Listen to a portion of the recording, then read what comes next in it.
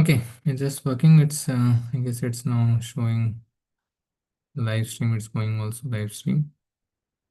We'll see.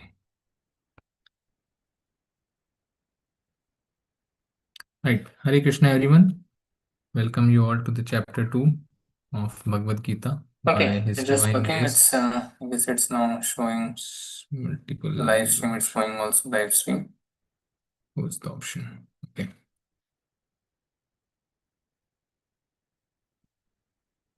Welcome you all to the Bhagavad Gita, Chapter 2, by His Divine Grace, A.C. Bhakti Bhagavanta Swami Srila Prabhupada. And today we will be starting the Saransh of Gita. The whole summarized version of Gita is in the Chapter 2. It's the longest, chapter. Before that, we seek our humble blessings of Shri Radha Govinda and Shri Gaur Nitai. And we ask them that please give their blessings so that we can gain some spiritual knowledge from this book. Hare Krishna. Hare Krishna. Shri Radha Govind ki jai. We will start with the Mangalacharan. Om Ajnanatimirandasya Jnananjana Chakshurunmilitam Yen Tasmai Shri Guruve Namah Shri Chaitanya Manobishtam Stapitam Yena Bhutale Swayam Rupa Kadamayam Dadati Swapadandikam Vandeham Shri Guru Shri Utpadakalam Shri Gurun Vaishnavam Shri Rupam Sagjatan Raghunathan Vitimam Tan Sajivam Sadvaitam Savadhutam Parijan Sahitam Krishna Chaitanya Devam Shri Radha Krishna Padan Shri Gana Lalita Vishaka Vishaka Vitham हे कृष्णा करुणा सिंधु दीन बंधु जगतपते गोपेश गोपिकांत राधा कांत नमस्तुते तप्त कांचन गौरांगे राधे वृंदावनेश्वरी विश्वानुसुते देवी प्रणमामि हरिप्रिये जय श्री कृष्ण नमो विष्णुपादाय कृष्ण पृष्ठाय भूतले श्रीमते भक्ति वेदांत स्वामी नामिने नमस्ते सरस्वती देवी गौरवाणी प्रचारिणे निर्विशेष शून्यवादी पाश्चात्य देश तारिणे जय श्री कृष्ण चैतन्य प्रभु नित्यानंद श्री अद्वैत गदाधर श्रीवासादि गौर भक्ता वृंदा हरे Krishna Krishna Krishna Hare Hare Hare Ram Ram Ram Hare Hare. Okay. We seek humble obeisance. We give our humble obeisance to His Divine Grace A.C. Bhakti Bhagavad Swami Srila Prabhupada, His Holiness Jayapataka Swami Guru Maharaj, and our temple president, His Grace Namanishta Das Prabhuji. So again, welcome you all to the summary of Gita, Gita Saransh. Yesterday, we did some questions were asked by Arjuna when the bewilderment in the midst of the army, and he basically asked 5 questions. The fifth question is available in this chapter, and the other 4 questions were in the first chapter. The chapter consisted of 3 things. First, the inquiry done by the Dhritarashtra. Second is the preparation by the army, the blowing of the conch shell and which shattered the hearts of the Kauravas. And the third part was the questions or the dilemma that the confusions that is being asked by the Arjuna, right? So for that, just revise it, right? So the Trash inquiry was we learned from the keyword as Kim Akurvata, right? What did they do in the midst of the army? Being in the holy place, being influenced by the holy place, what did they do? Then there are the Duryodhana's fear. Duryodhana's fear was Mahatim Chamum Vidyam. Yes, right. That these are the disciples that they have the disciples. He asked the Dronacharya that he's the disciple of yours only. This Tadumne is fighting against you. He has assembled so meticulously the army. So see, your disciple is doing that. So he's excellent diplomat. We learned there. Then he has the fear and blowing of the conch shell was there. Dhyani Vidyarat. Then the Arjuna's observations were there. Then Gandhi was Saram Shati Hasta. What are the observations of the army? And we learned about the 9 elements, right? That what are the elements that which basically shows the signs of the winning of the war. Yesterday we were stuck on the one word that Takta Jivita. Basically, it's Takta Jivita is the time when the Duryodhana basically is telling their his Bhishma and Dronacharya that see that so many soldiers and so many friends of him have assigned, and they are there ready to die for him. And this is being said in front of the God himself, right? So the God is seeing that, okay, this is being, this is being managed, or this is being done, and the such on an auspicious thing is being spoken in front of the god. God listens to every his heart, right? And now he is present in his, he is saying such as in an inauspicious thing which is not good, because god listens, and it will become true, it can become true, right? And you are speaking in front of the god because lord is listening. He is right there. So at a holy place, it's not good to speak something inauspicious. And that inauspicious thing that he said, that all they are here to die for me, is the thing which is confirming, or which is basically giving us the, giving us the feeling, or giving us the sign that yes, the war will be won by the Pandavas, right? And the fifth was the Arjuna's reason. There are five reasons that not to fight. Apratikaram, ashastram. Or not, apratikar means to not to do. Pratikar is means to take the revenge, or take the step. Apratikar is not to do that, right? Not to do something. Apratikar. So anyone can state what were the reasons. Yesterday we took that these are the reasons which Arjuna has said. The five reasons. What were that? Hare Krishna. Compassion, sin, breaking of family traditions. Yes, Matari. Hari bol. Three Matari. Four. Enjoyment and indecision. Yes, Matari. Hari bol Matari. Hare Krishna Matari. So there was this compassion. He was feeling the compassion. The first sign of a devotee is being shown in the compassion, right? Then second was no enjoyment. What the benefit he will get after winning the war? He is thinking about that, right? There are no kinsmen there to enjoy with him. What will happen to that? The no enjoyment. Then sinful reaction, that it will incur sinful reactions, right? It will have some sinful reactions. Then there are the destruction of the family tradition. The family tradition will be destroyed, right? Heavily, right? Because all the forefathers, all the grandfathers, all will be gone, right? So he is caring about the family tradition. Then the sixth one is the indecision, right? Indecision means he is not able to decide whether to fight or not to fight. He is not able to decide, right? Mm. So now, what will happen? The Krishna will basically be giving the answers, right? He will not. He's a, he's a perfect guru. He's a, either you follow a spiritual bona fide spiritual guru, or you follow Krishna. Because Krishna and Guru, what they don't give the answers, around and around and speak for hours and hours. They give the answer right away. So he has not waited to, for the whole, he has given the whole Gita has been sung in the, less than an hour, and Krishna has given the answer which has the five questions you have asked, and he has answered it in the 5 minutes. Next 5 minutes he has answered it all the answer. He has not, the elaborated thing has been, then the detailed explanation has been asked by the Arjuna, then the whole Gita goes, but the answer to the five questions were given by the Krishna right there. So this is the sign of a true guru, if you ask some question, you should be at the point. It should be at the point. It should not be beaten around the bush, right? So it's like that. So Krishna is giving, will be giving the answers like that. So what are the Arjuna's reasons for not wishing to fight? First is the compassion. Was having quivering, he was trembling, he was having tears. Then there is enjoyment. Then there is destruction of family. There is saintliness and fear of sinful reaction. And there is the indecision, which come after which he surrenders. So 2.6, after 2.6 shloka, he basically sits and he surrenders to Krishna. Because if one cannot surrender to the, if you want to if you want to learn something from the teacher, you have to first surrender, right? You cannot say like okay, you go to some college, right? You go to some college and you say, let's discuss on the, you pick some professor in the canteen, and you go and you say that, okay, I have something on the, and these things are a hypothesis on this atomic theory. I want to talk about atomic theory or quantum mechanics. He will say that, okay, you come by the process, right? You come by the process, you go to the college, you take the admission, you take this test, you come to the college, and then we will teach you how.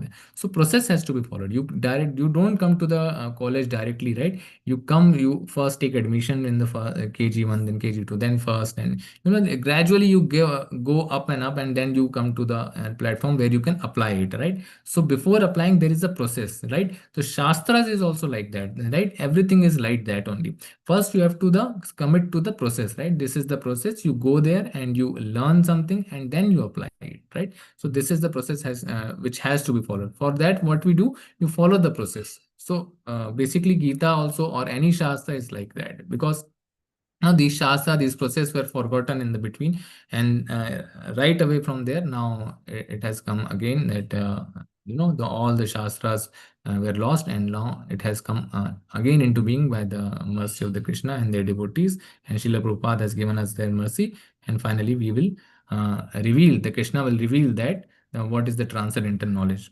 on it. So Arjuna's reason from 1.27 to 28, we learned that compassion for those he is about to slay dictates he shouldn't fight, right?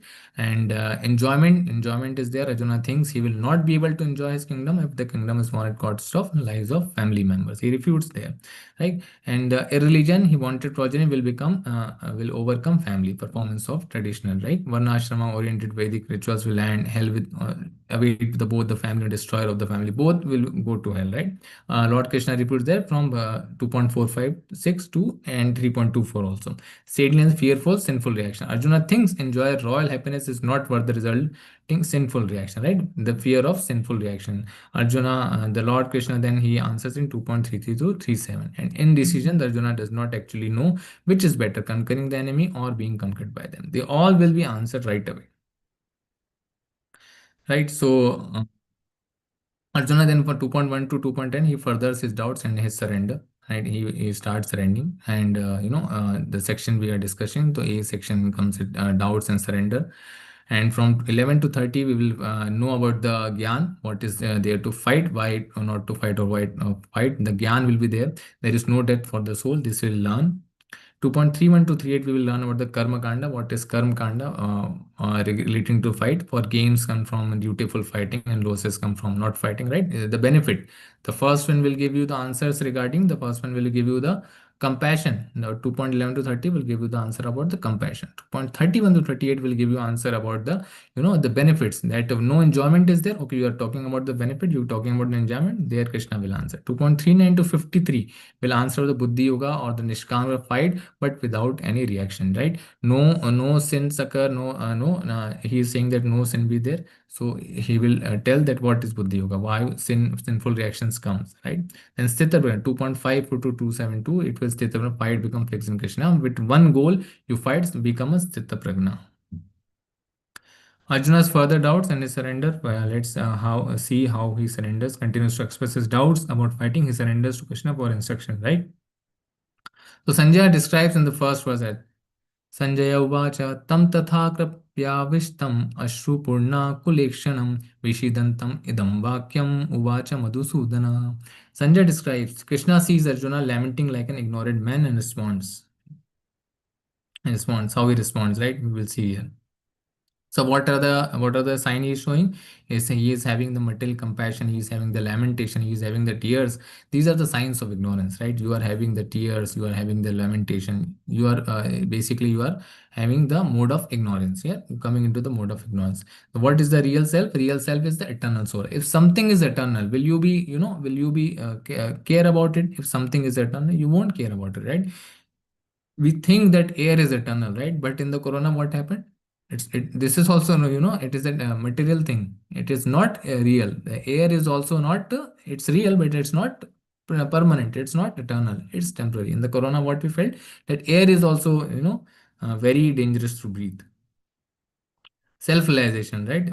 From where the soul is, how can we feel the soul? How can you feel the soul? From the consciousness, from the self-realization. We have to realize yourself only, right? So analogy of you, because the soul, how to express that you are a soul or not a soul. That if the analogy you can take, that if when if a drowning, the clothes of the drowning man cannot, it's not worth saving, right? It's not worth saving, because the drowning man is having the clothes. If you save the clothes, what will happen? The drowning man will still be not alive, right? Thus the saving the clothes will not have any benefit. You have to save the man also, right? So saving a dress or drowning a man, it's not beneficial, right? So what else chapter 2 discusses? It discusses on self-flagellation. It discusses on an analytical study of self-flagellation. How? What is the difference between soul and the material body? Now we have to put that, if you think that if I say you that, point towards your head, then you will say like, okay, this is my head. Then point towards your hand. Okay, you will say like, this is my hand. Then point towards your stomach, you will point towards your stomach. But if I say that point towards your heart, will say that this is heart. Then I will say that point towards yourself, then you will be confused. What is the self? So self is the consciousness, right? So because you cannot point it, right? You cannot point it, you, but it is there, right? You know it, it is there. So that is the soul, right? So what this will be explained by Lord Krishna. So 2.2, we will come to 2.2. The Supreme Personality of Godhead said, My dear Arjuna, my dear Arjuna, how have these impurities come upon you? They are not at all befitting a man who knows the value of life. They lead not to higher planets but to infamy. It is not for actually Arjuna, it is for us only, right? Because impurities, these impurities are the sign of the ignorance, these are us only. He is not, it's not, Arjuna. It's the arrangement of the Krishna for the Arjuna. That's why he is saying that these are the impurities. We have to, remove the impurities out of our life, and it's not does not befit a man who knows the value of life, right? At 2.3, he says, O son of Pratha, do not yield to this greedy, degrading impotence. It does not become you. Give up such petty weakness of heart and arise, O chastiser of the enemy, right? 2.4, he says, Arjuna said, O killer of enemies, O killer of Madhu, how can I counterback with arrows and a battle men like Bhishma and Drona, who are worthy of my worship, right? Verse 2.5, it would be better to live in this world by begging than to live at the cost of lives of great souls who are my teachers. And he is saying that it's better to beg. Even though desiring worldly gain, they are superiors. If they are killed, everything we enjoy will be tainted with blood. Right? Again, he is saying that okay, there is no enjoyment. Still, there is no enjoyment. 2.6. Now he finally the question is, nor do we know which is better, conquering them or being conquered by them. This is the state. So now he is basically surrendering onto the Supreme Personality Godhead. This is the first shloka to surrender. Karpanya dosho pahata swabhava prachami tvam dharma samudaseta yacheshya nishitam bruhi tanme shishyasti ham sadhimam tvam prapannam. Now I am confused. Karpanya dosha means miserly weakness of the heart. Now I am confused. Swabhava, confused about my duty, right? Dharma sammuda cheta, about my duty, and I have lost all composure because of weakness. Weakness is karpanya, right? Miserly weakness. Yash yasha nishchitam rumi. You nishchit, you do the nishchit, you do, do the guidance. You decide now. You shya nishchitam bruhi tanme. In this condition, I am asking you to tell me clearly. Do nishchitam. You fix this clearly. What is best for me? Yes, shya nishchitam bruhi tanme. Shishyasteham sadhi. I am your disciple. Now I am your disciple and a soul surrendered unto you. Shishyasteham sadhi mam tvam prapannam. Unto you, please instruct me. Right. This is the level we need basically. To surrender onto the Lord Krishna. Right. So here we can see that Arjuna has, called Krishna with various names. He's very intelligent. He is very intelligent. He says different names because the shastras are like that. Because shastras comes with the each and every word is weighed and put there, right? So Arjuna is also like that. He is saying he says, O Janardana, O maintainer of the living entity, right? He is saying, O Janardana, O maintainer of the living entity. Janada means maintainer of the living entity, right? So he is saying, "Oh Janardana." Then he asked, "Then why are you asking me to kill?" Right? He is addressing the Janardana because he knows that if I address in Janardana and you are the maintainer of the all living entity and you are saying me to kill, this is not correct. He says, "Oh Madhava." Madhava means husband of goddess of fortune. You are a goddess of fortune yourself, and you are saying me to create misfortune. He addresses O Madhava. He addresses O Risudana. He is known to kill the demon, right? He killed the demon and asking me to kill these people. Yeah, they are not demons, right? They are you are asking to kinsmen, my relatives. Oh Govinda, Govinda, one who makes happy, who makes the cows and the senses happy. Oh Govinda, he makes me, but you are making me sad today. This is not he addresses so correctly, and then the Krishna answers. So like this, he is surrendered. He is beautifully surrendered, and finally the Krishna is now here to basically and impart the knowledge. So during tough times, you can either, what is the takeaway on this? During the tough times, you can either give up or reach out to a higher power, right? If you have some nothing to fall upon, right? So what do we you will do, right? In the the corona hit us very badly, and what it do? We Everyone surrendered to the higher power, right?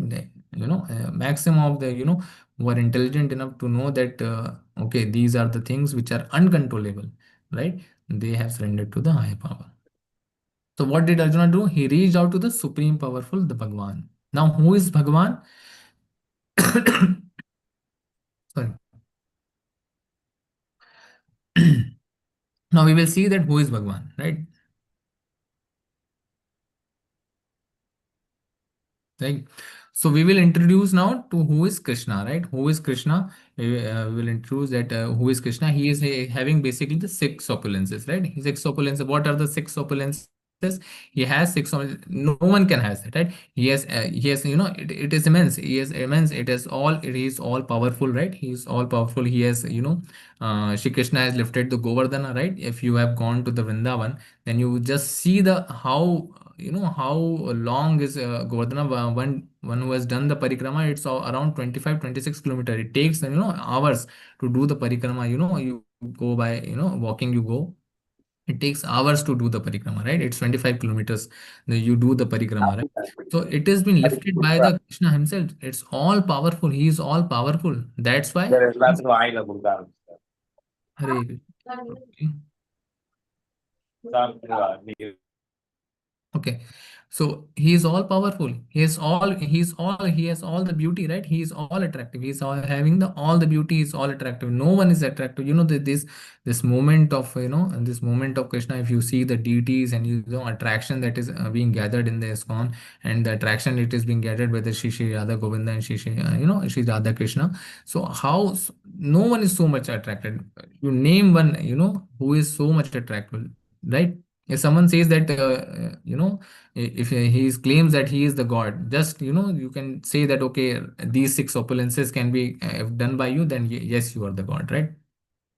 So he has the all strength. He has all strength. He is all powerful, right? He is all beauty. He is all having the all attractiveness. He is having all the renunciation. He is no one can do renunciation than him, right? When the Lord Ram came, he has given all his all his kingdom for 14 years, just like that, just like that. He had opposed. He could have opposed that. Okay, I am the elder one. As per the Shastra, this has to be done, or this has to be no. He right away said, okay, I am leaving. I am leaving. You want this? Okay, I am leaving.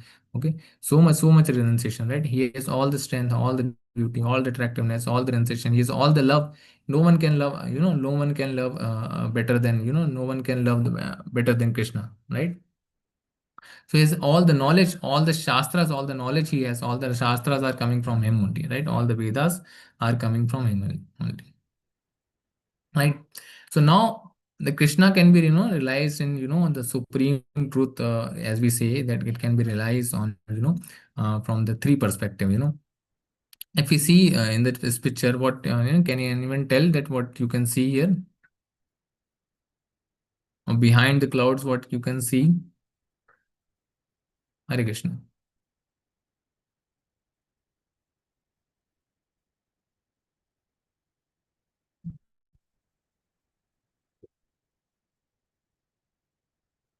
The Hare sun. Krishna.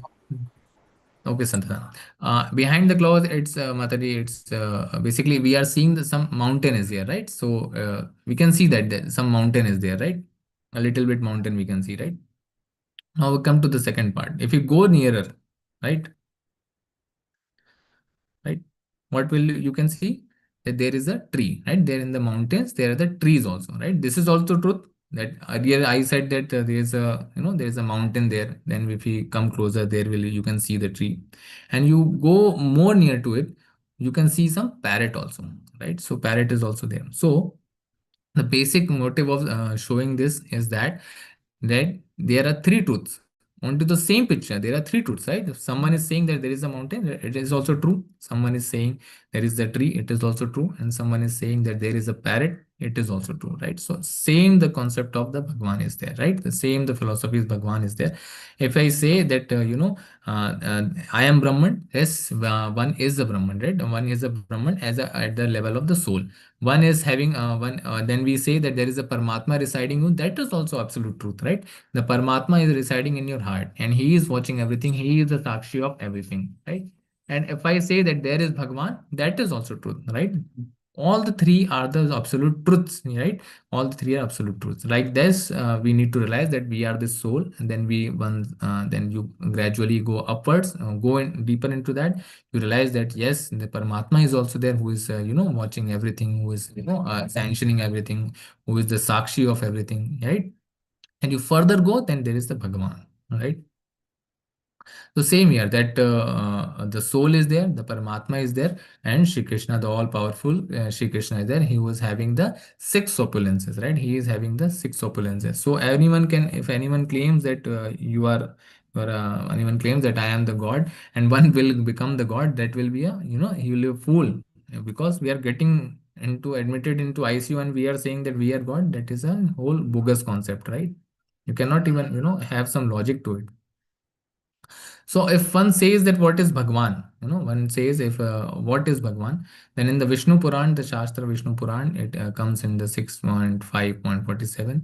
Aishwaryasya samagrasya, right? Aishwaryasya samagrasya, virasya vyasayah shriya, jnana vairagyasya so chaiva sananam bhaga iting ganga, right? All the six opulences are given. So where from these six opulences is there? So what does Bhagwan means? I told you that there are six opulences. This is the shloka from where basically the six opulences come, right? So three truths are the absolute truths are realized in Brahman, Paramatma, Bhagwan. And one can, you can one more example one can be given, right? Srila Prabhupada gives that there is a sunshine, right? You can see the sunshine, that is also truth. You can see the surface of the sun also, that is also truth. And inside also the sun, there is all the reaction and everything is going on, due to which the surface is there, due to which the the sunshine is there. All three are the truths, all three are coming from the Bhagwan only. So absolutely can be explained in the three phrases. Sunshine, right? Sunshine, all pervading, preliminary, like simple understanding. The sunshine, universal pervasiveness. It is everywhere, right? It is everywhere. So universal pervasiveness and glaring effulgence of its impersonal nature, right? Advanced and sun surface can be said localized, like knowing that sun is the disk, like which is compared to knowledge of Paramatma, right? It is like this. And perfection, what is the sun planet itself, the himself, the entity, the entity that is perfection, the sun itself, like entering into the heart of sun planet, right? Inner affairs, the realized personal feature of the supreme absolute truth, right?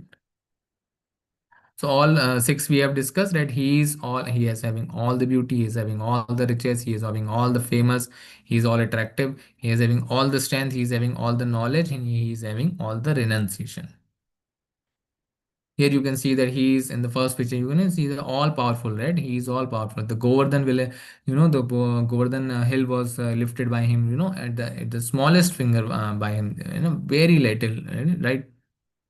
Second one, you can see that he is, in the Putnavad, right? In the Putnavad, you can see that and the at that time, the Putna was so huge, and he has given all the love to the Putna. How, right? Like Putna, basically what the Putna did, Putna was there to kill him, right? There to kill the Krishna. What he did out of love, he has given the Putna, the demon, the status of the mother in the Golok Vrindavan, right? In the Vaikuntha planets in the Golok Vrindavan, he has given the status of the mother. Putna has come to kill the Krishna, and just he's Putna basically showing how Krishna has done that, because some rishis say, some some basically wise men says that basically Putna had the feeling, or had the love to feed the Krishna, just out of love, just out of just he wanted a desire. The desire was pure. She wanted to kill Krishna. The desire was killing the Krishna, but it was pure. But she wanted to feed him, right? Just out of love, just out of love, that just she wanted to feed. That's why Putna was liberated and had been given the status of mother, right? So no, he is all, he is he is dancing, the Ras Leela is there, he is dancing there, he is all, all attractive, all beauty is there, one can say that, okay, he had 16,108, 16,108, wives of Krishna was there. In the when the the palace was made in the Dwarka, the Indra Dev himself and the Vaikuntha planets and Narayana himself used to see the, okay, so huge palaces are made, and Krishna is present everywhere. In the each planet, in the each palace, he was present in everywhere. He was present everywhere. So like this, he is Krishna, right? So he is so, he is so beautiful. He is so attractive. He is, he is omnipresent everywhere at the same time. One cannot, imagine also. He's having all the beauty, right? And he is having all the riches. So how riches? That all the palaces were there, right? Huge. Dwarka was huge, and it was all with all the opulence one can even think of, right? So BRS, in the Bhakti Rasamrita Sindhu, कर्म कंदर्प कोटि कामनिया विशेष शोभम कृष्णस्य beauty surpass millions of cupids, right? In the 9.8 also, it is seen that the whole cosmic order is entered by me, by my will, it is manifested again and again, and by my will, it is annihilated at the end, right? So all the Vedas, Sarvasya Cham Rati Sanivishtu, right? That shloka comes in the, in the 15th chapter. Aham Sarva Vedyo. So he is the Veda here. He is the knower of the Veda. He is knower of the Vedanta. From him, all the Vedas come, right? Now we will discuss this in the chapters of, eighth chapter will discuss in what is, how are the planets located, various planets. He is the head of all the, planets, right? All the planets, all the universe, everything he is the head, right? So we'll discuss in that chapter that what is, where is Goloka Vrindavan, where is Vaikuntha, where is Lord Shiva Loka, and what are, the 14 lokas, who resides in the 14 lokas and all. So here we can see that he is all powerful, showing that all the universe he is shown to Yashoda Maya in the in this Kartik month. The Damodar Leela takes place, right? So all strength, fame, beauty, knowledge, wealth, and renunciation. Right, the non-devotees, basically what this is the angle of the devotees. What the non-devotees are, the non-devotees approach to the teachings of the Gita is something like that of a bee licking on a bottle of honey, right? So what a bee is doing? It's licking on the bottle of honey, not the honey, right? The honey is inside, right? If you take out the Krishna out of the Bhagavad Gita, then there is no rasa in that. No rasa is there, right? Nothing you can gain out of it, right? One cannot have a taste of honey unless one opens the bottle, right? Similarly, the mysticism of Bhagavad Gita can be understood only by the only by devotees, and no one else can taste it. As it is stated in the fourth chapter of the book, nor can be touched by persons who envy the very existence of the Lord, right? We'll learn in the fourth chapter. So we admire what is the takeaway in this? That we admire some people more than other only because of seeing one of Krishna's opulences to a very faint extent. Even the good I see is in me in his, right? But seeing limited amount of his opulence makes us admire them, right? So one is, one should not be something into the fault finding, right? If Putna was there, if Putna is there, there are things, and one thinks anyone about someone, right? One thinks, right, he is having some good qualities and bad qualities. One can take only the bad qualities out of it, and think like that. One can think like he is having the good qualities and only good qualities. Now one will think, okay, is the good quality. Now one is having a bad quality and good quality, and taking out only the bad quality will be the thing which is being done by the Krishna, right? In the smaller goodness in some person, right? The Putnavad is a perfect example. That is, one is having the bad quality and good quality, and good quality is in very less amount. Still, the Krishna gives her the place of the mother, right? But seeing limited amount of his opulence makes us admire them, right? While Krishna himself causes envy in us because we see the futility to ever trying to match him, right? One is having futile effort, basically if someone is asking to make me a god, is like someone is a son is asking to his father, make me a father, right? How can be that be done, right? You are, he is the bijam, from him everything is emanates, right? From him everything emanates. If everything is emanating from him, how can you become, the god? If you are emanated from him, then how you can become the god, right? From the quality perspective we are one, but on the quantitative perspective we are not the one, right? Because we see the futility to have ever, it's spiritual effort, hence we need tend to reject him, right? So let your smiling amid my suffering strength, my faith, Bhagavad Gita 2.10, it comes to that.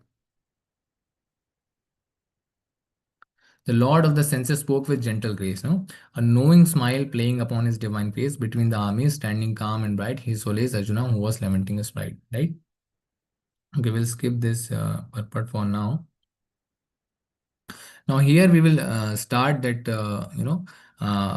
why, his answer to the questions that we were waiting for, that from 2.11 to 30 it will be answered, that right. The first is the gyan, right? What is the gyan? What is the gyan? Basic one has having the knowledge that he is the soul, he is not the body, he is the soul, is the first gyan, right? If someone knows this, then there will not be that compassion, right? Because if soul is eternal, because soul is eternal, the body is temporary, right? The soul is eternal. If something is eternal, you will not, have much lamentation out of it. So if one is having the jnana, the actual jnana is one is the soul, right? 2.11 Shri Bhagavan Uvacha Asochyana Anavashocasvam Pragnavadam Shabhasase Katasu Nagatum Sya Nanu Shochante Panditaha. The Supreme Personality of Godhead said, while speaking learned words, right? Learned words, you are speaking the learned word. Nanu Shochanti Pandita. Pandita he is saying. You are mourning for what is not worthy of grief, right? Right? It is not worthy of grief, right? Anavashochastvam, anavashochastvam. Those who are wise lament neither for the living nor for the dead, right? Those who are wise, he does not think, he does not lament for the living or the dead. So Lord Krishna, what he is saying, taking the role of spiritual master, he chastises Arjuna first, right? This is not, like wise or learned man speaks. You are speaking like a learned man, but you are at the same time, you are no, without the jnana, you are speaking to talk like a learned man, but he is a fool. Why? Because spiritually he is saying that everyone will be dead, but spiritually what it is there, the souls are there, right? So who is a learned man? Learned man who knows the difference between the body and the matter, and body and the soul, right? What is the matter? What is the spirit? If one knows this, one differentiates it, then it is one. It is a learned man, right? Asocyan anavashu gatasun agatu sucha, right? So controller, Krishna is the controller of both the matter and the spirit, right? He will control both the matter and the spirit, right? Right, in the matter, right? In one chapter we will learn the Devi hi shagunamai mama maya durattaya. Devi hi shagunamai. One there is another, there is another energy than mine, that Devi hi shagunamai, right? Who is my energy only, right? Mama Maya Durattaya. Mama Maya. He is the Maya. He is the Maya which is also in the control of Krishna, right? So it is equally powerful. Devi Shaguna Mama Maya Durattaya. He is equivalent to man, equally powerful. So there is matter also, there is spirit also. All comes under the Krishna, right? So knows the difference, who knows the difference that between body and the soul, that it is a soul is eternal and body is temporary. Do not lament for body whether it's dead or alive. Body is born and destined to vanquish, therefore body is not as important as soul, right? Body is not that important, right? One must have a body, one must having a human body, then you will get the intelligence, right? It is important to at that level. One is not having animal body and one is having human body, then human body will have some intelligence. At that point it is important, but at the, if you are thinking at the level of the war, then soul is eternal, this is inevitable, right? So body is temporary. 2.12 Now Krishna says, that he refutes some philosophy here. Never was there a time when I did not exist, nor you nor all these kings, nor in the future shall any of us cease to be exist, right? Here basically the philosophy which is being, which is the going on philosophy, I would say, that one is, one are trying to get into the, some effulgence and all, because that philosophy is, that philosophy is comes into the mind when that I am also God, right? That philosophy is rejected here. The atheism also rejected here. Atheism, how? That never was there a time when I did not exist, nor you, nor all these things, right? We are all separate entities. This is the basic, learning from this shloka, that we are all separate entities. God is a separate entity. We are separate entities. I am separate entity. You are separate entity, and you were always there, and you will always be there, right? There, it won't be any time in your life when these, you will not exist, right? You will always exist in some form or other. You will exist, right? You are an eternal soul. And you will exist. So he is telling that all, all these things, and I am already there, and you are also there, and you always be there, right? All the kings are there, nor in the future shall any of us cease to exist. So these philosophy, becoming a god, one cannot become a god because everyone is an individual. It's not like the individuality is gone. The individuality is not gone. Secondly, everything, all the souls are eternal, right? The philosophy of atheism is not, it's not correct, right? That all the things are not, eternal. Everything, soul is eternal. The philosophy of atheism is rejected here. So answer first to the first question is, someone is having the compassion. For what he is having the compassion? So for that answer, one is we get here. देहुस्मिन् यथा देहे कौमारं यौवनं जरा तथा देहान्तरा प्राप्ते धीरस्तत्र न मुह्यते. Dehinos spin yatha dehe. As the embodied soul continually passes, Kaumaram, Yovanam, Jara. Kaumaram in body from boyhood to youth, right? From Kaumaram, Yovanam, Jara. Boyhood to youth to old age. Jara is old age. The soul, Tatha Dehantara Prapte. The soul similarly passes, Tatha Dehantara Prapte, into another body at death. Dhiras Tatrana Muhyate. The self-realized soul is not bewildered by such a change.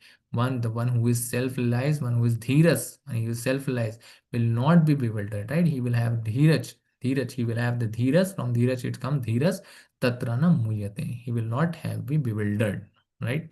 So he is saying basically, if the soul, how the soul works, soul basically enters into the body. From the and then body soul continuity passes. If you even feel that if you say that there are some changes when you were born, you will say that okay, it was only years back. If someone is 50, 60 years old, you ask him when was the time he was a child, he will say that just now I was the child. The time passes so fast, but 60 years have passed. The soul is like that. Soul is always young. Soul is always young. The soul, the desires will never be old. The souls are there, the consciousness is there, it is always young. It is not the time that it's not young. It is always young. So like this, it is passes from, the body grows. Why it grows? Because soul is there. If soul is not there, the body will not grow, right? So there are 84 lakh species of life, right? And various lakhs of species are there. By this we can see. And the proof of existence of the soul, the Srila Prabhupada gives this, and all the, in the purports also, that it's a common sense, right? You have some consciousness, you know that okay, something is there apart from my body also, right? If you remove this hand, will it be dead? No, the consciousness is there, right? So the consciousness is different, right? If you close the door, if you close the door with your hand, what you say? Who closed the door? You close the door, or hand close the door? You close the door, obviously, right? And the hand was the instrument to it. So there is a common sense into it. So intuitive understanding, this is the intuitive understanding, right? You know that there is some higher power. There is soul, there is my consciousness. Okay, I can feel it. Yeah, it is there. So near that experience, many books are there, many YouTube videos are there, having some near death experience, that one is feeling that the soul has come out of the body. He has seen his body, he has gone some places, and returned back to his body, right? There are many near death experiences you can refer to on the in the various authors or various doctors who have written on it. There are past life memories we see in India, we see it in the broad also. There are very many past life memories, right? Some are remembering from the past life, and it comes correct, right? Many have written the books on it. So these are the proofs. The faith is like that only. It develops like this, right? When you read it and you have some proof on it, and the faith goes on developing. From answer one, also answer one says that 2.23 it comes, नैनं छिन्दन्ति शस्त्राणि नैनं दहति पावकः न चैनं क्लेदयन्त्यपो न शोषयति maruta. The soul, how the properties of the soul, the characteristics of the soul is being explained by Krishna now. Now you know the soul, okay. Now what are the properties? What are the nature? What are the characteristics of the soul? This is being discussed here by the Krishna, that the soul can never be cut into pieces by any weapon, nor can be burned by fire. Na nanam dahati pavaka, nor moistened by water. Na chanam kledantyapo, nor withered by the wind. Na shoshati maruta wind. So it is saying the properties of the sloka, soul, the properties and the characteristics of the soul. The soul, how it reacts, right? So here are the characteristics, of the soul, that it is eternal, it is no change, it is indestructible, imperishable, immeasurable, neither slayer nor even slain, no birth, no death, not come into being. Ajo nityo shashvato yam purano, does not come into being, right? Ajo not come into being, does not come into being, and will not come into being, right?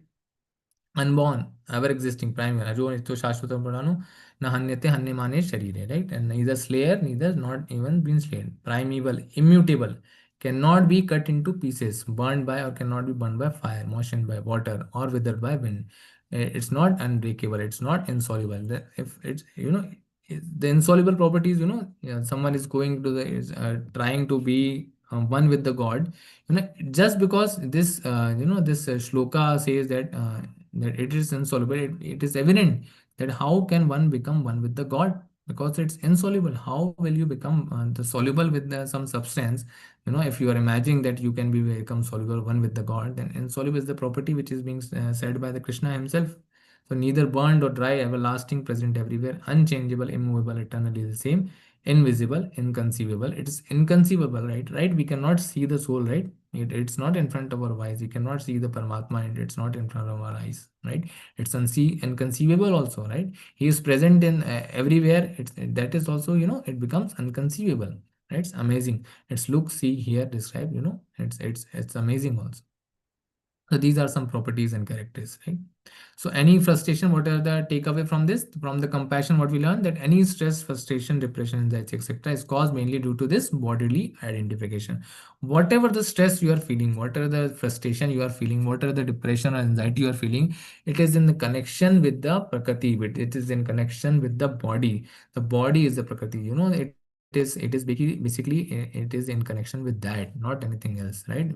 Your body, if even all the relations with you, it's all linked to that body. Everyone is throwing stones at you just because of that body. Everyone is throwing flower at you for that body, right? For that body, it is related at you with the body, right? So it is not to be lamented upon, right? It is temporary, it will go.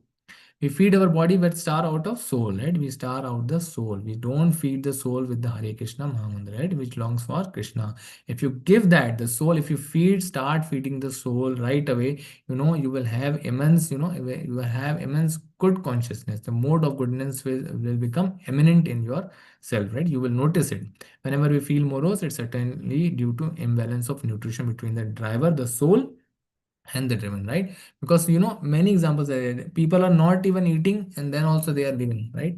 Days and days, all the sadhus are there, all the wise person are going to the Himalayas, and they are not eating anything, and still they are living. How is that possible? Because the soul is being fed.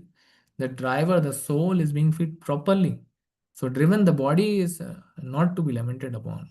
The soul is fed, then everything goes correct.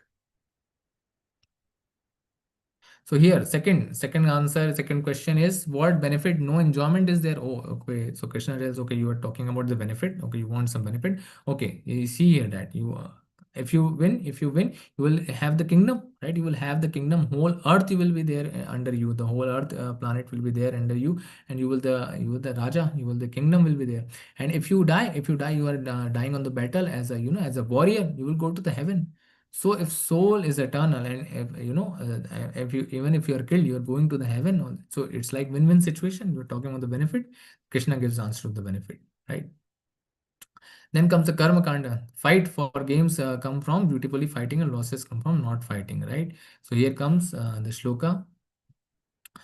So 2.31 what it says, considering swadharma api chavikshya na vikampitum arhashi dharmaya dhi yudachayanyat kshatriyasya na vidyate. He is, I think, perform the dharma considering your specific duty as a kshatriya. You should know that there is no better engagement for you than fighting on religious principle. You have prepared whole life for that, right? You are having the all the all the necessary things with you, and you have done your duty, and this is your duty, and so there is no need for the hesitation, right? Lord Krishna does not support artificial renunciation, right? He is, sorry, he's saying that Lord Krishna does not support artificial renunciation and acceptance of the sannyasa by a Kshatriya, right? One is going to the sannyasa ashram and he is having the life of Kshatriya. That is not supported by Krishna. He is saying it is his artificial renunciation. One has does not to do that, right? Swadharma. Now we come to the two, words that are prominent in Gita.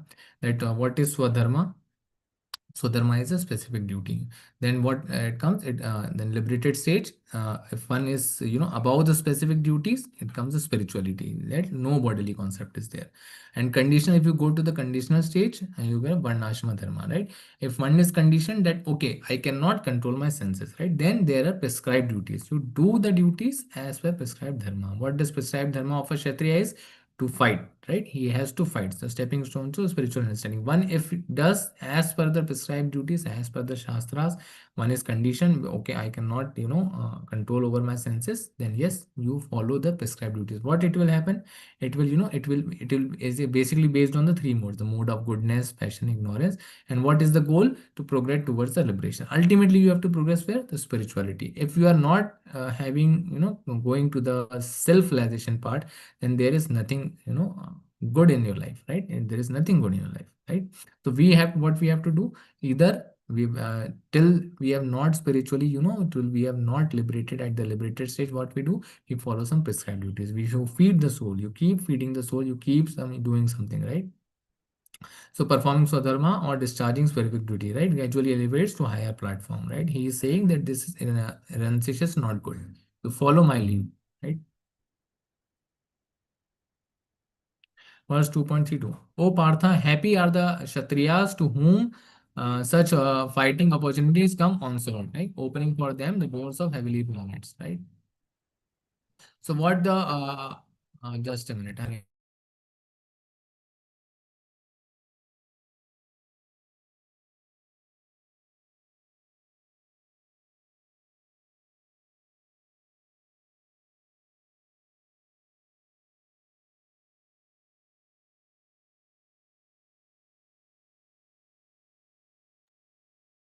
Sorry for the disturbance.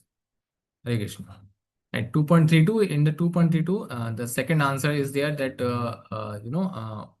what will, are the happy are the Prishtiya to whom such fighting opportunity comes, answered, opening the doors of heavenly planets. The second answer is there that you will go to the heavenly planets, right?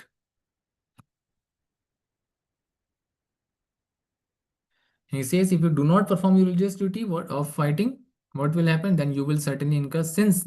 If you don't fight, then there will be sins, right? Because you are neglecting your duties, right? He is there to fight, and you have to fight, and thus lose your reputation as a fighter, right? And what more? People will always speak of your infamy, right? You will be infamous, right? The infamous Arjuna will be there, and for a respectable person, dishonor is worse than death. For the Kshatriya, it's worse than death, right? The great generals who have highly esteemed your name and fame will think that you have left the battlefield out of fear only. And thus, they will consider you insignificant, right? What a waste it will be, right?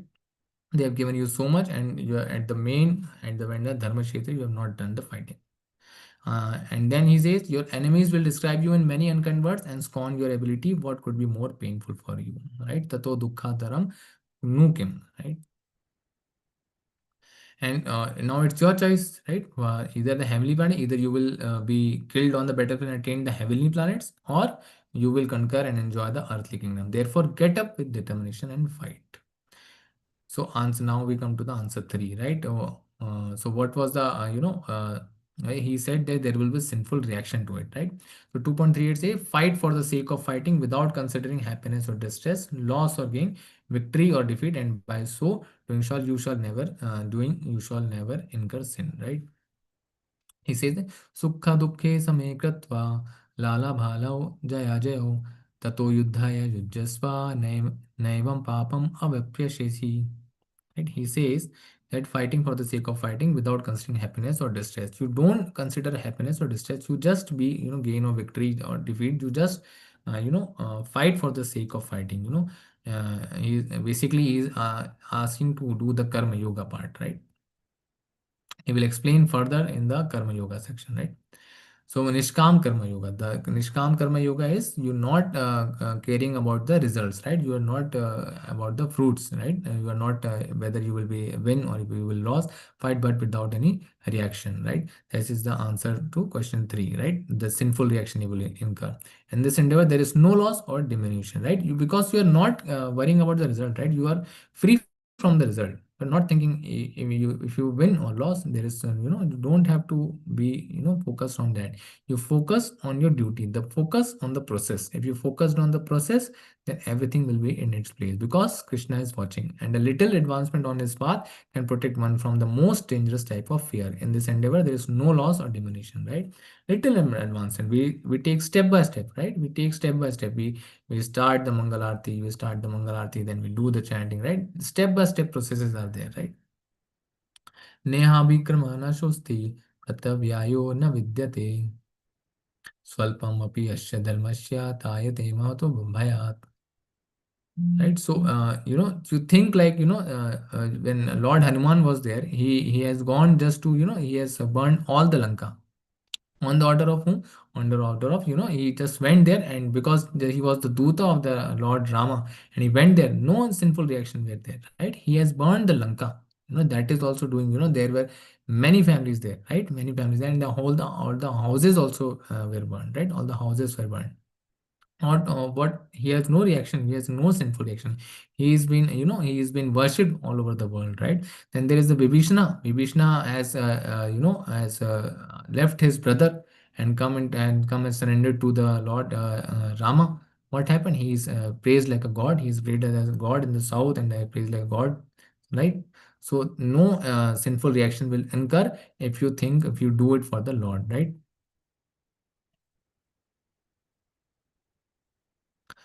Fourth question. The fourth question was that there will be the destruction of the family dynasty. Now you think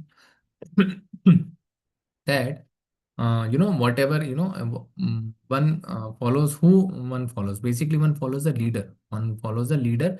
Whatever the leader does, one follows. So you have to set the example. The leaders, what they do, they set the example. They do it, and then basically everyone follows. So if you don't follow this, if you don't follow this of not fighting, then there will be a huge reaction, and everyone will follow you, right? If you fight, then everyone will follow the dharma. What is the dharma? So here answer for is त्रैगुण्य विषया वेदा निस्त्रैगुण्यो भव अर्जुन निर्वेदन्तो निर्द्वंदो नित्य सत्वोस्तो Niryogashema Atmavan. The Vedas mainly deal with the subject of the three modes of material nature, right?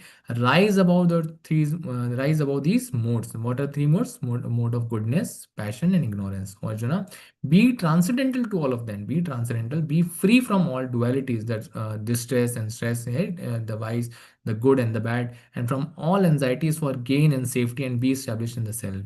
Be in the self. That yes, you are the soul. You have to follow others to do the duty.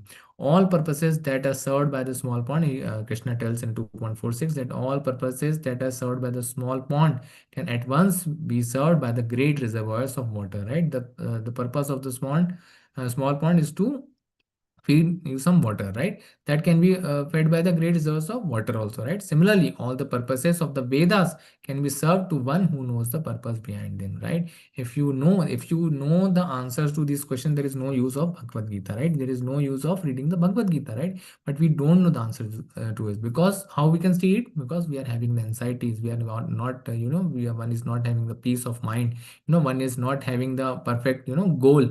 What is the ultimate goal of life? Then you come to the Bhagavad Gita. It gives you the answers, right? So Gita will be wrong. Now the fifth was the indecision. He was that what is good. He's saying that these are my uncles, and these are my fathers, these are my brothers, and then this is the issue with me, that I cannot decide now. What can be done? Either being killed, or by being killed, or just sitting here, or leaving everything, being a renunciate, like that, being ascetic. What can be done? So here the answer to that comes. Vyavasayatmika buddhi reka kuru nandana bahu saka bhaya anantascha buddhayo vyavasayinam. So he says vyavasayatma buddhi, vyavasayina, with determination. Those who are on this path are resolute in purpose. Vyavasayatmika buddhi, resolute in purpose. When Arjuna used to, then Dronacharya used to teach Arjuna that what you can see, when you have to aim at the bird.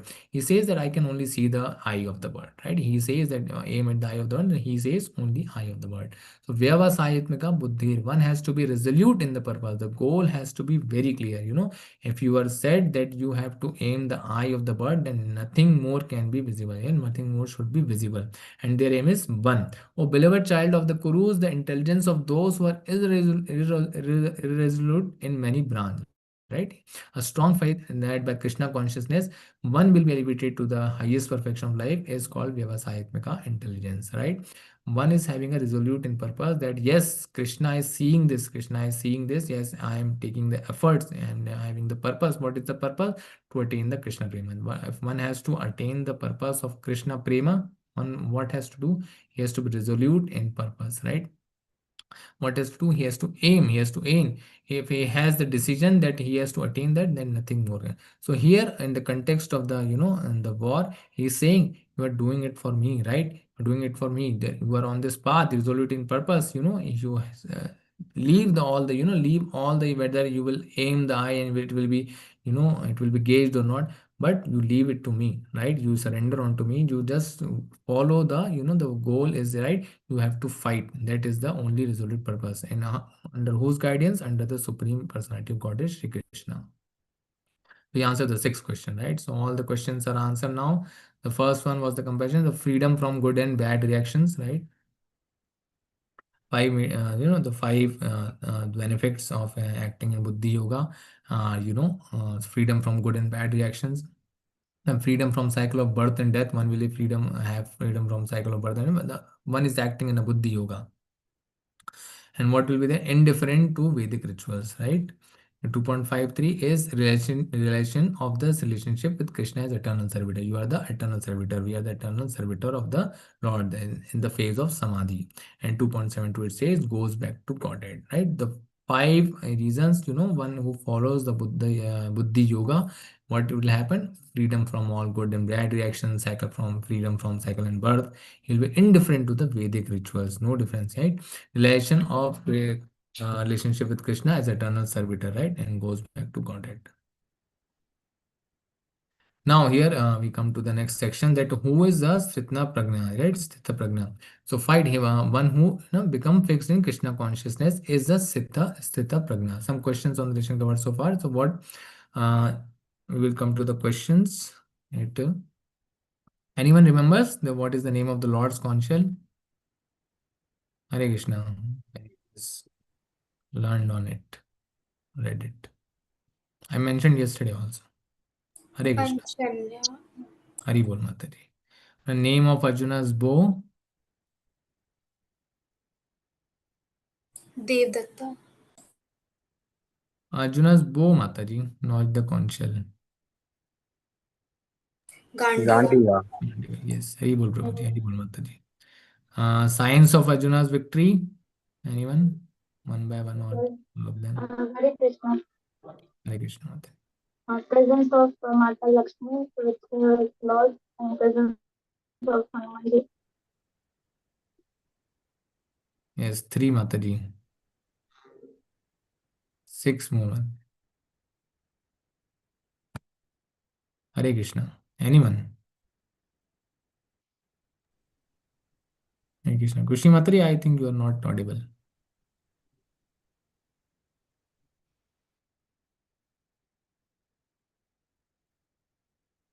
And there is Hanuman, right? And the flag of the Hanuman is there, right? Vidwaja, the divine chariot, Yes, the Mataji. Shankhanada. Yes, Mataji. The Gandiva. Hari Bol, Mataji. Then Mokshada Ekadashi. Yes, Mataji. Then Bhagya Lakshmi. Yes, Mataji.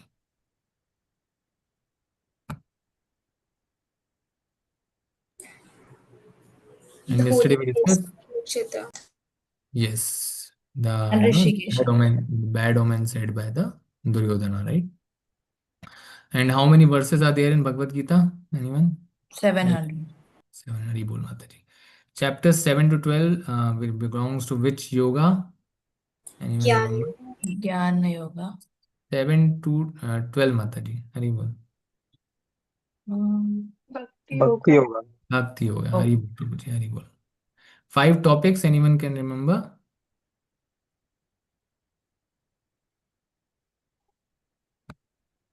5 topics. What are the 5 topics we will discuss in Bhagavad Gita?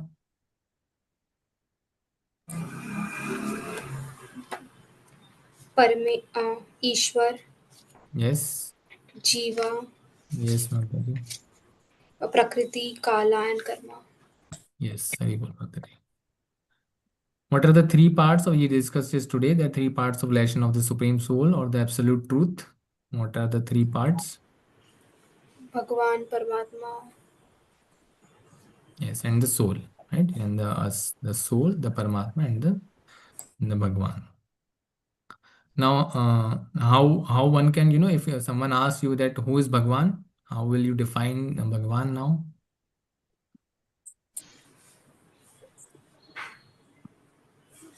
The four-handed Vishnu form. Yes, and one more.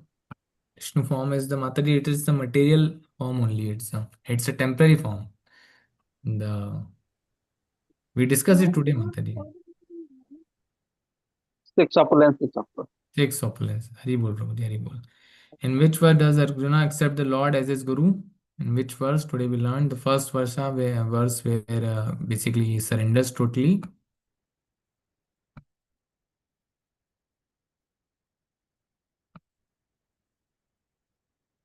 Anyone? Hare Krishna.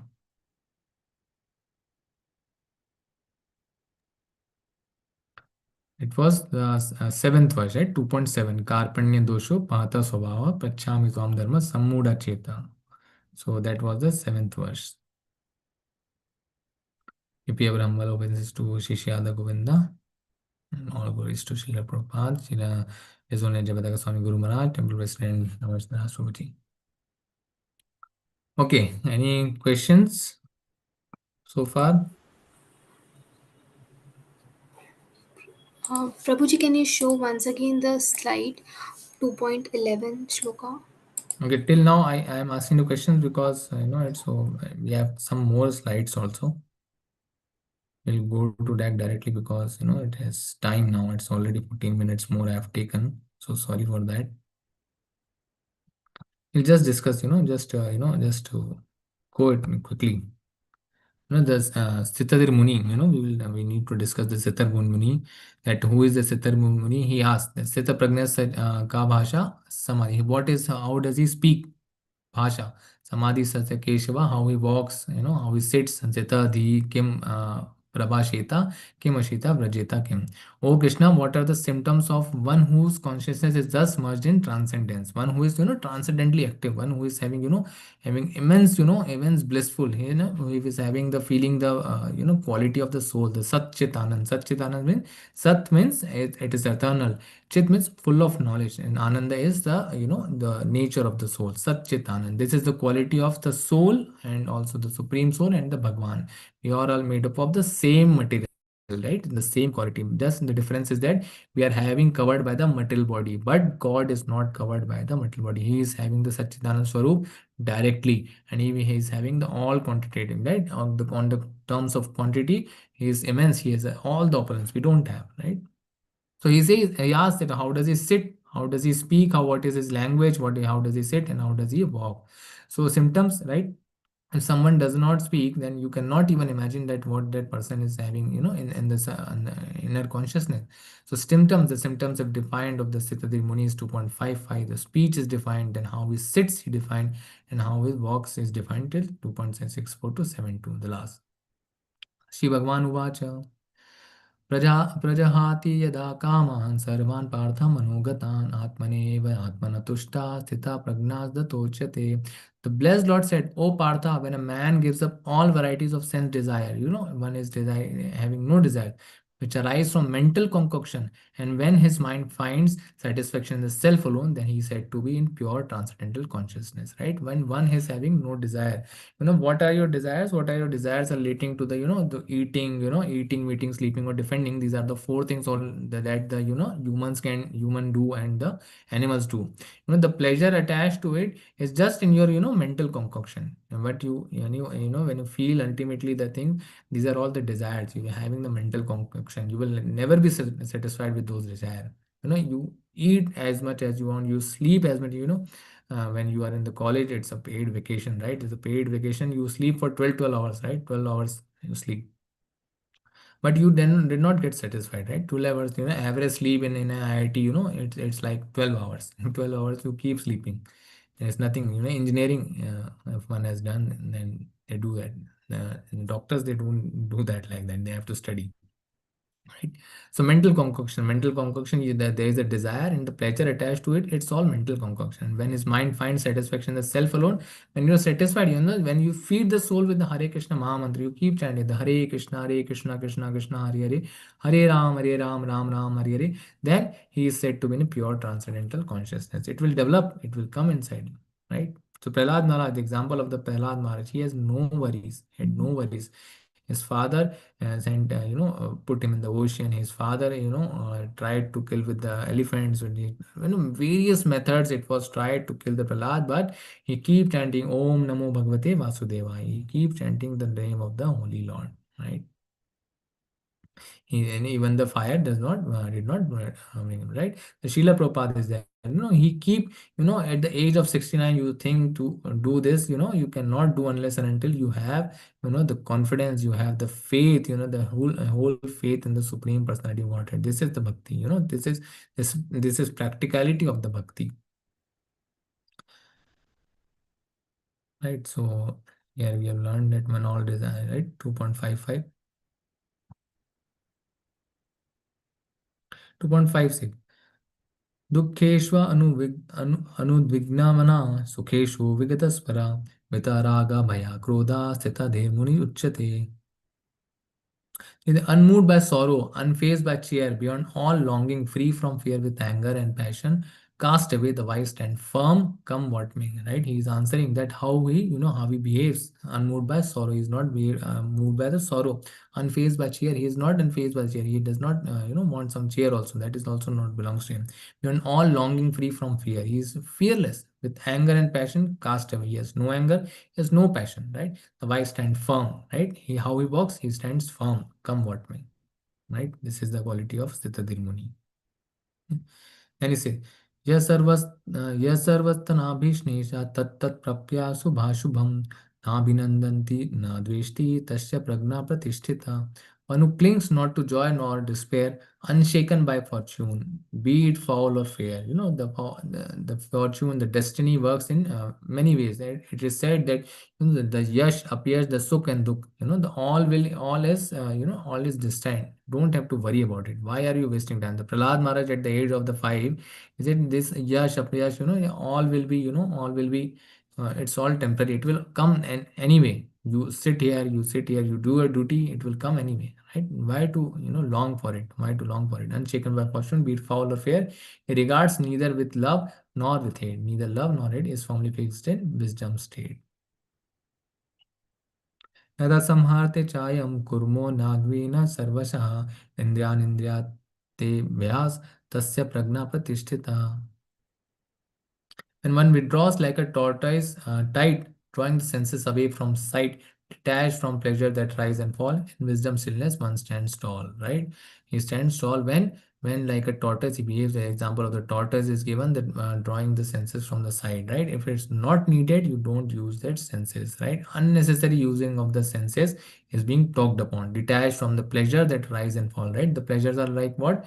It is, temporary. It comes, it rises, it falls. So one has to control it. The only difference between the animals and us is only the controlling of the senses. Animals cannot control their senses, right? The human life is only, the extra thing, that intelligence that is being given to us, just to differentiate between the right and the wrong, right? Just to differentiate it. From sense pleasure, what will happen? The wise person abstains, but seeing the supreme sweet and bright, even that craving loses its might, right? Vishya vinivartante niraharasya dehina rasavarjam rasopyasya param dashva nivartate. From sense pleasure, the wise person abstains. He abstains from the sense pleasure. He does not, does not want to involve his senses, all the senses in the pleasures, right? But seeing the supreme, sweet and bright, even that craving loses its mind. But when he sees the Lord, when he sees the deities of the Lord, what he does, he goes and serve him. He does the archana, he does the vandanam, he does the shravanam, he does the kirtanam, right? 2.6 यततो हि अपि कौन्तेय पुरुषस्य विपाशिता इंद्रियाणि परमथिनि हरन्ति प्रशभं मनः. Even those who are wise and strong, the senses can pull them forcefully along, right?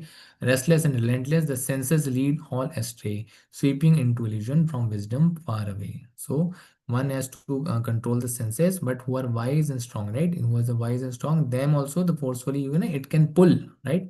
The restless and relentless, the senses lead all astray, right? Sweeping into into illusion from wisdom far away. So what is the solution to it? How to be free from danger of falling prey to your material senses? Tani sarvani samyayamya tukta shita matparaha vasehi yasya indriyani tasya pragnapatistita. Restrain the senses like a tortoise, right? Hold them tight. Focus them on me. If you focus all your senses, by doing the 9 devotional services, you shravanam, kirtanam, archanam, path sevanam, vandanam, dasyam, sakyam, what, so all this, what it will lead to, it will lead to the focusing on the Krishna. You are using all your senses, what, to do, to do the service to the Lord in guiding, in focus the money in my guiding light, right? One who thus keeps the senses controlled, stand steady in wisdom, content only, because you have to eat the Lord's prasad. You have to see, you see maximum time, you see the Supreme Lord, personality of Godhead, right? You see them, who listen to his activities, you do that. So everything, every time you will be engaged, every time you will remember him, right? I'll come to what will happen if remembering him, right? Come in the next chapters. What will happen if the fall down? Dhyato vinayapau sao sayagas tenu pajyate sayagat sayajayate kamao kamat krodho vajayate. While contemplating the objects of the senses, a person develops attachment for them, right? From the objects of the senses, a person develops attachment. From them comes attachment of lust, develops, and from lust, anger. So what is happening here? From the, if you contemplate, like, okay, this is good or this is not good, this is bad or this is not bad, you contemplate your intelligence, what will it will give you, okay, you do this, you do that, okay, from there attachment will come, lust will develop, and then anger will come. From the anger, what will come?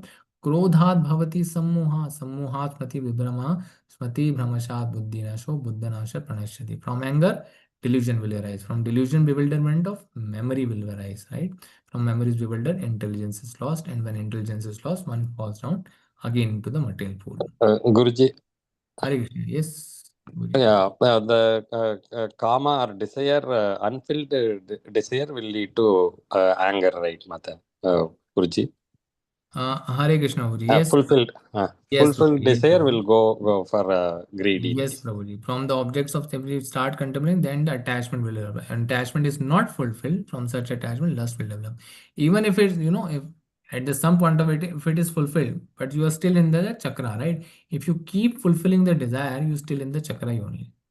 Because every time attachment, the lust will develop. If it is not fulfilled, then anger arises. If it is also fulfilled, still you are in that cycle only. Because you are Yeah, having some desires. The desire is there, then the cycle is there. yeah. That's why we say that desire should not be there. Okay. Thank you. This is huge. We'll come to the final. Was the main, I guess. And come here. So what we learned that from compassion, what for the answer we got, that we are not the body. And second answer we got for the non-joint, that you will attain either heaven or kingdom. Just do your duty, right? Fear of sinful reactions. What will go? Devotional activity. It has no sin, like the Vibhishna, like the Hanuman. And this section of family tradition, you be the example, be the role model to prevent Varnashankara, right? If you are the role model, then everyone will follow the dharma. If you do not do that, then dharma and the principles of religion will not be established. In the Gita, there never, it's all principles of religion. It's right. It is never, it is saying some Hindu is there, some, something is there. Not mentioning even about, in the whole Gita, you will never, because these are all practical things, practical example, practical principles. It is for all the souls. That's why Gita is for all the soul. Indecision, serve the Lord with firm determination. Have some resolute determination. That there will be no issues. Right. So we will end here, and sorry for taking late today. Attendance is posted. Hare Krishna. Someone is asking also.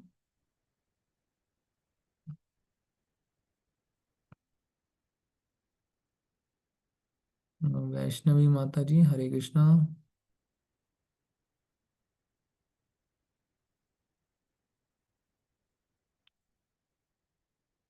Yeah, was attendance posted? Anyone? Please, Hare Krishna. Previous chats, I guess it's not posted, right?